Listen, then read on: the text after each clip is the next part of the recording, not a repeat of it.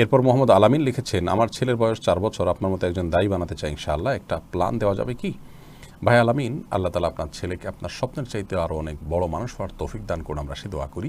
আমাদের সন্তানাদির জন্য যখন আমরা আল্লাহর কাছে দোয়া করব বা জাগতিক যে কোনো বিষয় আল্লাহর কাছে আমরা দোয়া করব, সেই দোয়া হবে অত্যন্ত ব্রড, সে দোয়ার মধ্যে থাকবে প্রশস্ততা অনেক বেশি। সূরা ফুরকানের ৭৪ নম্বর আয়াতে আল্লাহ রাব্বুল আলামিন পরিবারের জন্য, সন্তানদের জন্য যে দোয়ার শিক্ষা দিয়েছেন, সেই দোয়াতে আপনি লক্ষ্য রাখবেন যে আল্লাহ রাব্বুল আলামিন আমাদেরকে এমনভাবে দোয়া করতে বলেছেন যেন আমাদের সন্তানরা, পরিবারের সদস্যরা মুত্তাকিদের ইমাম হতে পারেন। কোনো ব্যক্তির সাথে সাদৃশ্য কিন্তু দেয়া হয়নি। বিশেষ করে আমাদের মতো সাধারণ মানুষ, যার মতো হলে আপনার সন্তান আপনার কাছে মনে হয় অনেক কিছু হয়ে যাবে, এটি আমাদের ভুল ধারণা হতে পারে। আপনার সন্তান আরও বড় কিছু হোক, আল্লাহ তাআলার প্রিয় পাত্র হোক, মুত্তাকিদের ইমাম হোক, চোখ জোড়ানোর মতো সন্তান হোক, সেটা হলো সঠিক দোয়া। কারণ কোনো ব্যক্তির মতো হলেই যে সফল হয়ে যাবে দুনিয়া এবং আখিরাতে, ব্যাপারটা কিন্তু সেরকম নয়। এই জন্য আমি দোয়া করি আল্লাহ তাআলা আপনার সন্তানকে আপনার স্বপ্নের চাইতে আরও অনেক বড় করুন। আমাদের অনেক মা বোনদেরই এই চাওয়া আছে, আমরা সকলের জন্য সে দোয়া রাখছি।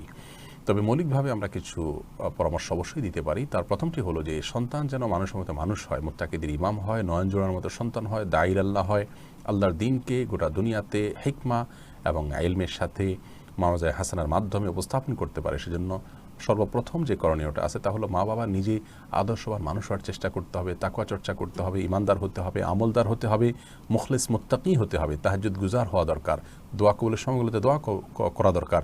সৈয়দ আবুল হাসান আলী নদভী রাহিমাহুল্লাহ, জগৎ বিখ্যাত একজন আলেমে দ্বীন, তাঁর আম্মাজান সম্পর্কে তিনি একটা বই লিখেছেন এবং সেখানে আমার আম্মাজান এরকম বইটির বাংলা নাম অনুবাদ হয়েছে। সেখানে তিনি লিখেছেন তার মা তাঁর ছোটোবেলায়, শিশুবেলায় তার জন্য কীভাবে দোয়া করতেন। তিনি দোয়া করতেন, আল্লাহ এক সে হাজারোं কি জরুরত পুরি ফারমা, আল্লাহ আমার এক সন্তানকে দিয়ে আপনি হাজার মানুষের জরুরতকে আপনি প্রয়োজন করে মিটিয়ে দেন, হাজার আলেমের কাজ তাকে দিয়ে নেন। আমি ব্যক্তিগতভাবে বলতে পারি, আমার মা বাবা তারা তাদের সাধ্য অনুযায়ী আমি ছোটোবেলায় দেখেছি যে তারা দোয়া করেছেন, চোখের পানি ফেলেছেন, বিশেষ করে তাহাজ্জুদে দোয়া কবুলের সময়গুলোতে আল্লাহ তাআলার কাছে অনেক বেশি চেয়েছেন। আমি আমার সন্তানদের জন্য আল্লাহ তাআলার কাছে বিশেষ কয়েকটি চাওয়া আল্লাহ তাআলার কাছে পেশ করেছি, তার সবগুলো কবুল হয়েছে। এজন্য সন্তান মানুষ হওয়ার জন্য বাবা মায়ের ভূমিকা অনেক গুরুত্বপূর্ণ। নিজেরা মুত্তাকি পরেজগার হয়ে আদর্শবান মানুষ হওয়া এবং সেই সাথে চোখের পানি ফেলে খুব বেশি দোয়া করা। সন্তানের জন্য বাবা মার দোয়া অনেক বেশি কবুল হয়, বিভিন্ন হাদিস থেকে সেটি সুপ্রমাণিত বিষয়। এর পাশাপাশি নেককারদের সোহবতের বিষয়টি অনেক গুরুত্বপূর্ণ।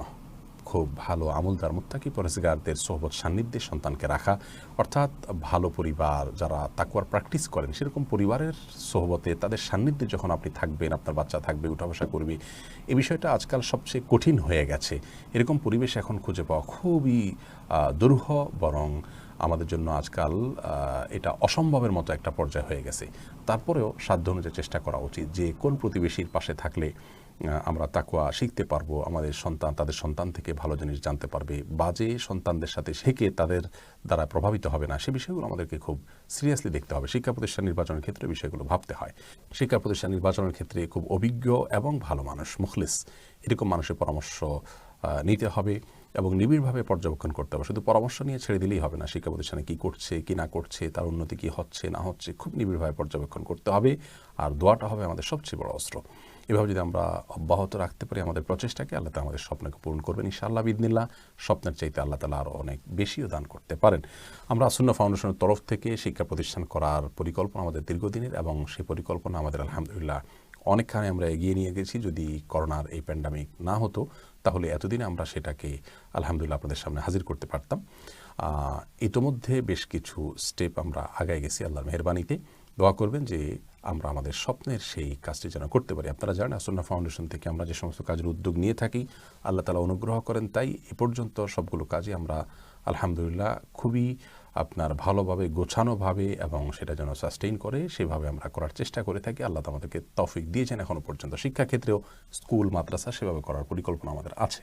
আল্লাহ তাআলা আমাদের সকলকে আমাদের সন্তানদেরকে মানুষ করার তৌফিক দান করুন, স্বপ্নের মানুষ হওয়ার তৌফিক দান করুন। যারা দায়ীউল্লাহ বানাতে চান তারা ওলামাদের ভালোবাসবেন, ওলামাদের মহব্বত রাখবেন এবং মুখলেস ওলামাদের মধ্যে আবার যারা মুখলেস, খুব এখলাস আছে, মানুষগুলোর সোহবত এবং সান্নিধ্যে নিজে থাকবেন, নিজের পরিবারকে রাখবেন। আল্লাহ তাআলা আমাদের সবাইকে তৌফিক দান করুন।